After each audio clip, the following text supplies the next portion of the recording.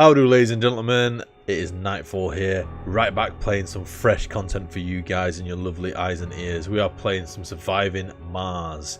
This game has recently been saved, I want to say. The developers, Paradox Interactive, kind of dropped it and looks like the studio's been bought out or something, so there's going to be more DLC, more stuff coming for Surviving Mars. Very big cult game, people love this sort of stuff. Elon Musk is basically trying to do what I'm going to do here today. So let's get started. So the first thing we're going to do on our brand new game of Surviving Mars is choose our mission sponsor. We've gone with China. Now the reason we've gone with China is I am actually going through some of the achievements, and China has an achievement that I am yet to unlock. And this achievement is going to require us to use the Tai Chi Gardens in 20 different domes. So China will have more passengers on their rockets, which means we can get more people to Mars. The applicants are generated twice as fast, which means we can get more people onto Mars, which means we will need more rockets, which means we will need more Tai Chi Gardens. Now, the difficulty here and for the achievement is that we need to be able to put 10 Tai Chi Gardens in 10 different domes by Sol 100. So basically by day 100. That's quite a big ask. In order to do that, we are going to facilitate this a little bit by using the Doctor trait. Now, what the commander profile for the Doctor will basically give us is a lowered birth rate comfort level, which means that we don't need to have as much comfort for people to have babies. Everything else is pretty much standard. I'm using the Spheres Mystery just simply because I haven't finished the Spheres Mystery achievement, so we're going to do that one as well. Rival colonies are set to standard of ×3, and we're going to use standard game rules. Now, in the first rocket, we are going to need a way to get the rocket back home, and for some reason China doesn't automatically give you this, so I'm going to kind of move some stuff around. We don't need an RC generator to start with, we're not going to need one of those, but we are going to need a fuel refinery and some water. Water can be turned into fuel on Mars for some reason. Stirling generator is going to give us electricity, which is going to be able to power everything, and we do need a drone hub as well. The drone hub is basically going to do all the work back and forth for us. We're going to have some additional drones on there and a transporter. We're also going to be running with some polymers, some machine parts and some electronics as well, and some orbital probes. The orbital probes are just going to help us when we're looking around for some water to get us started and to find a suitable base place. Now we are going to randomly select this. All I'm looking for here is to find something that's got a decent amount of resources with not as much threats. So I'm just going to keep going until we find something similar to this. This isn't too bad, but I would like a little bit more metal. So we're going to keep going around. I'm not interested in the cold waves because the cold waves are a nightmare to deal with, and the dust devils are quite a bit of a nightmare to deal with. This is not a bad landing site, to be fair. I'm just going to kind of look around. There we go. We had one there. There we go. Perfect. So this one's going to give us quite a lot of metals and rare metals, a lot of concrete, quite a bit of water, barely any dust devils, and barely any meteors, and definitely no dust storms or cold waves, which is perfect. That's going to be somewhere we can colonize and we can call our own. Now, for anyone who hasn't played this game, you really should. Pick it up. It's super cheap and it's amazing. You will sink hours into this. I am basically going to become Elon Musk, and that makes me very excited. Now, to start off on Surviving Mars, we are going to have a normal sort of map area, which is going to show us where we can and can't build and some of the sectors that's going off. Now, you will notice as we look around the sectors just over here, let's just get rid of some of these hints here. As you look around some of the sectors, it's going to allow us to start looking into them and basically exploring them. Now, it's shown us this one with concrete. We do need concrete to build, which is great, but we are going to use our orbital probes as well. And we are just going to pop some of these areas here like this, for instance. So we've just found water on Mars, which is absolutely perfect. We've got buildable area of 83% roughly over there. We've found some metals just lying around in this area as well, quite a lot to be fair. It's also got some rare metals we can dig up if we were to put a colony down there, which is going to earn us some money. We've also got, so this here is called a vista, which means if we build a dome close by to it, we're going to get a bonus to our comfort levels as well. And we've also got our concrete just their area there. So what I'm going to do is set up our next scanning areas just in this location before we do anything. Then we're going to move on to tech. Now, the first tech, we got quite lucky here. We are going to end up using this one, which basically means that the rockets and shuttles use less fuel. So instead of using 50 fuel to send back a rocket back to Earth, it's only going to use 30. That's massive for us, especially early game. So we're going to go ahead with that. We're not too bothered really about the biotech stuff, but we have got a bonus to it straight away, so we might as well just pick it up and just grab the rest of them as well. And these are going to start trading in the background. Now, with all this location kind of cleared and knowing where we're going to be, we're going to start looking at where we want our rocket to land. Now we've got to be careful a little bit. You'll probably see the little grey hexagon area. That is where all the dust is going to go when the rocket lands and takes off. So we're going to have to make sure that we've got a lot of areas where the drones can reach, which is what the blue area is. And the idea here is we need to set up a forward base in essence. So we want it to be somewhere around here, to be fair. That would be perfect. It's going to pick up both of those areas as well. So let's just go there. We're just going to speed up the landing process. I mean, just for a second.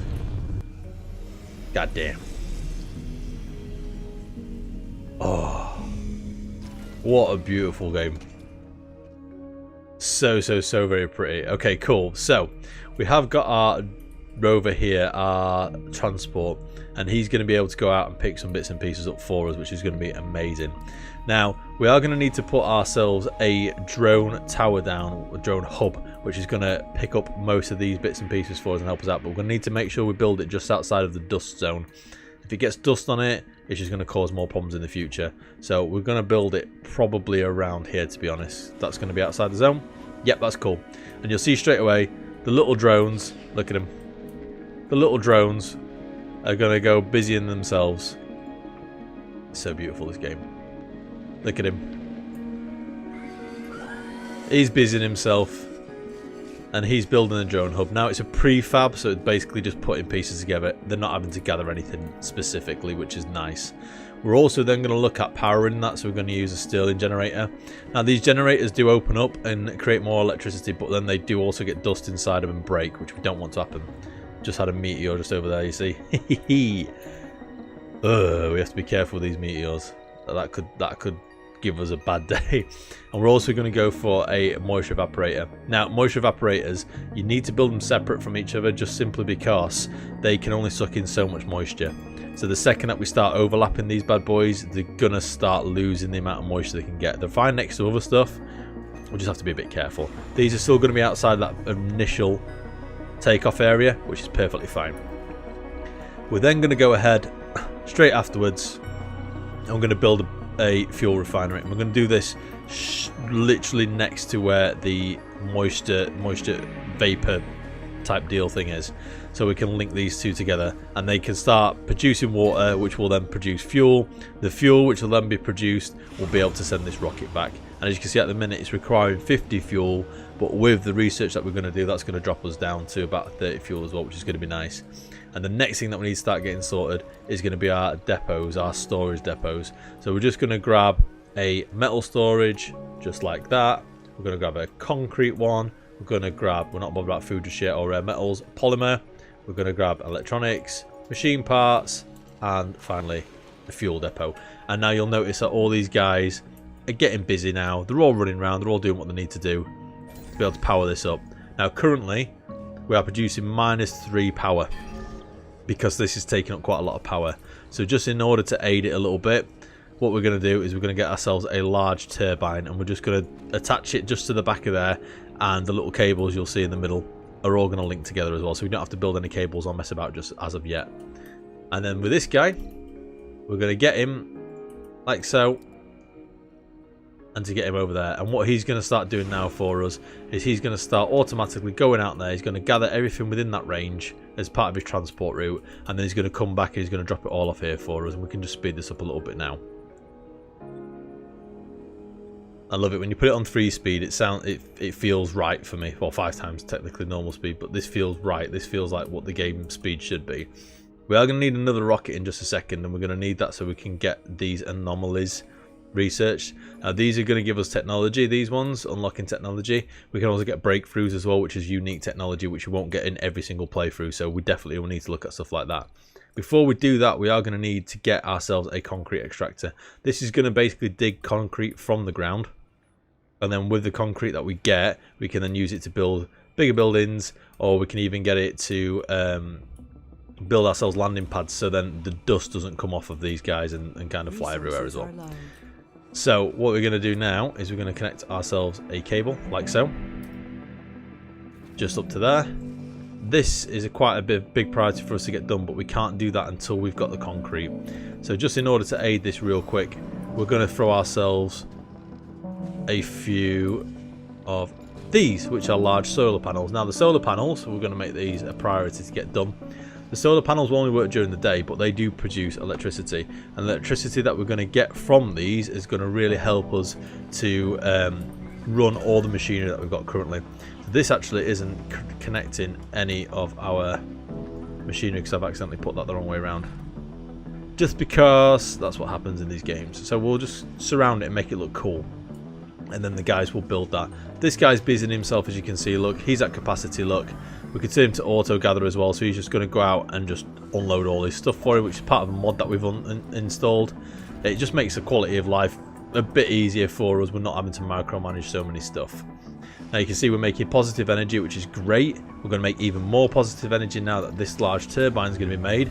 And then just to start storing that just during the nights and stuff to help out a little bit, we're going to stick a battery down, a power accumulator.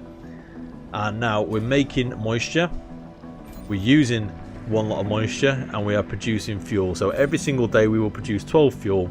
This takes roughly 30 to send it back, so it's about 3 days worth of fuel, which is absolutely fine. The excess concrete that we're going to get, we are now going to pop that into a landing pad, and we're going to build this landing pad pretty much next to where all our resources are. It's going to make it easier. Oh, we found an heirloom. It's going to make it easier when we're unloading future rockets that come down to Earth. Let's have a look what this heirloom is. Oh, strange package with a letter. Interesting. It's an old friend and teacher, Professor Richmond, has passed away. So what is he going to do? Do we get the super fungus breakthrough? So superior cables and superior pipes, which is quite good. Plasma rocket breakthrough. I don't think I've ever seen that. Nano refinement. Okay, interesting. So plasma rocket I've never seen. I'd be interested to see that. Superior cables basically means it automatically builds cables and pipes, which is actually, for expanding territories like we want to do, probably the best one. Super fungus, I believe, is something to do with food. I've never seen the plasma rockets, but we are going to probably go with superior cables and pipes. It means that we can automatically expand instead of having to have a drone hub. So I think we're going to go for that one. Excellent. Cool. Yeah. There we go. So now we've got those two breakthroughs. Amazing. And again, like I say, they are unique to the playthrough, so you might not get those for every single playthrough, so I'm quite glad we've got these. Now, in the meantime, we are going to get ourselves another rocket on its way. So we're going to get another cargo rocket, and what we're going to do with this one is we're going to need to get ourselves an explorer, first and foremost. We're probably going to need some more drones, maybe 6 more drones.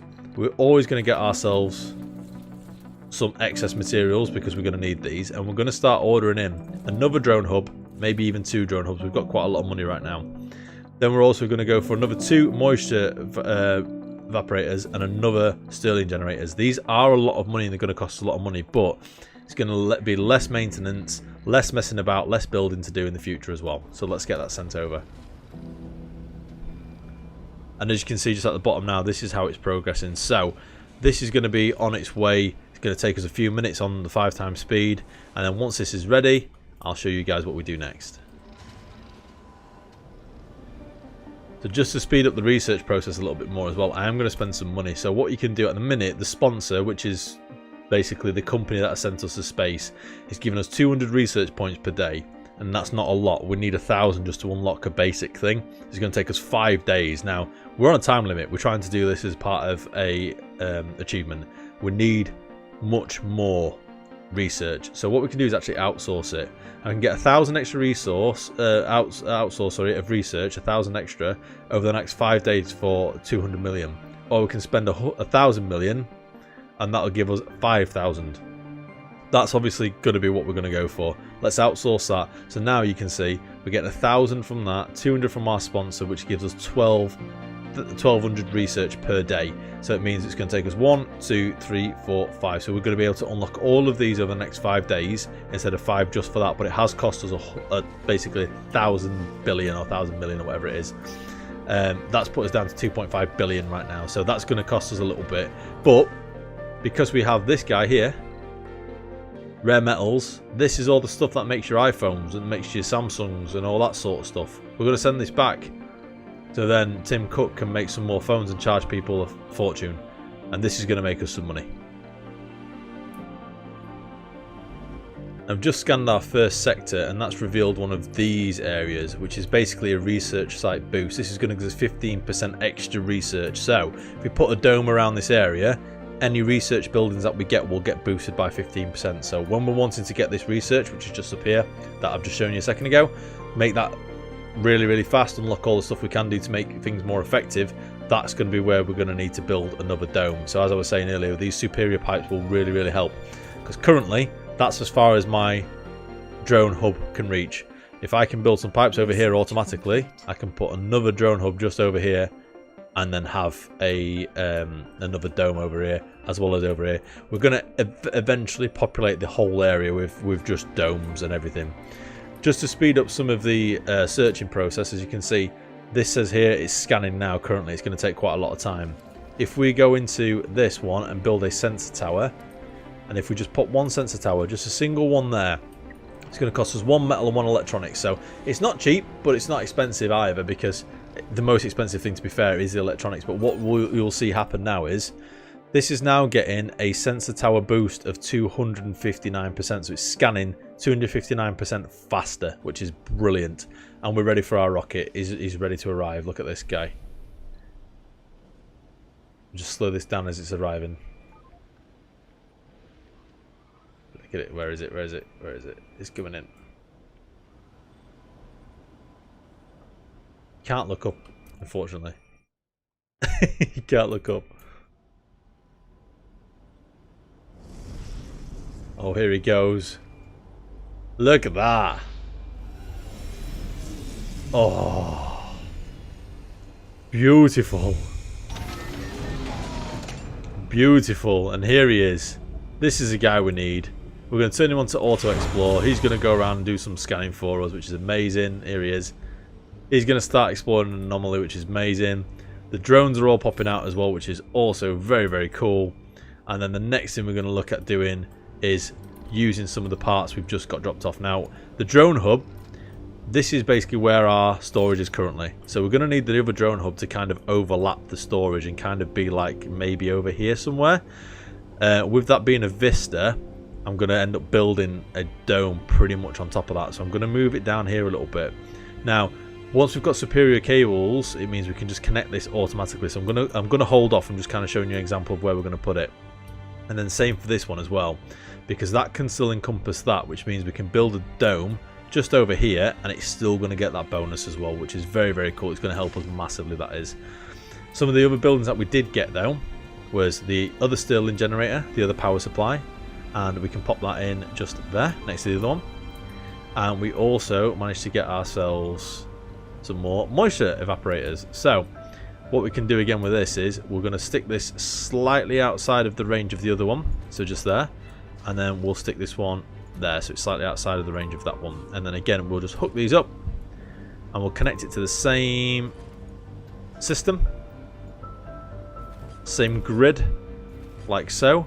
And then what we're going to do as well is we're going to start banging some water towers down. So this is going to help us in case we get any power cut off and we can't provide ourselves with any water, or if we suddenly run low on electricity. This is going to help us because we can store all our water in these amazing water towers, and it means that it's not going to... Oh, we've just researched low G fungi. Excellent. It's going to mean that all that extra moisture that we're creating is just going to store itself in here, and it's going to help us out in the future.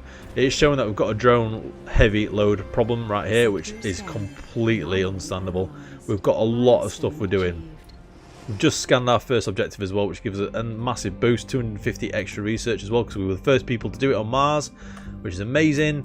And it's also unlocked soil adaptation and some Dozer rover as well. Now, Dozer rover is going to be the ones that we use for terraforming, and yes, we are going to make Mars green. It's exciting times, guys. Very, very exciting times. We are just about to launch our first rocket from Mars. Look at this. This is going to be another first on Mars as well, which means we're going to get even more bonuses. Here we go. Milestone achieved. There we go. He's ready. Oh, here he goes. There he goes. There he goes. And what I love about this as well is when you zoom out in the map, you can actually see it taking off. Look at it go. Look at it. It's gone. It's off into space. First rocket. First rocket ever launched from Mars. And you'll notice as well, as I say, with these ones, this is why we've done this. It protects nearby buildings from dusts, from landing and taking off. So these guys get contaminated over time, and batteries run down and that sort of stuff, and dust does not help. It will give these damage, which means we need to repair them more, which is going to cost us more. Up, there we go. Found another anomaly just over here. We found some more metals as well. This guy's going to go out and he's getting all the metals. He's getting everything he can do, which is going to be sick. We're going to need all that sort of good stuff as well. Now, I have started researching the superior pipes and superior cables. It's going to take us a few minutes to be able to do that. Just in the meantime, I'm going to go ahead and pop this guy over here like so. And I'm going to put the secondary one over here like so, and then we're going to get these cables connected. I've got drones stood around not doing anything right now, so we might as well get these connected. And we're going to do another cable just over here like like so, and we're going to get that connected to the back of that. Excellent. It's looking good. This is looking good. We've got more room now. They can move about more. That's a big old crater.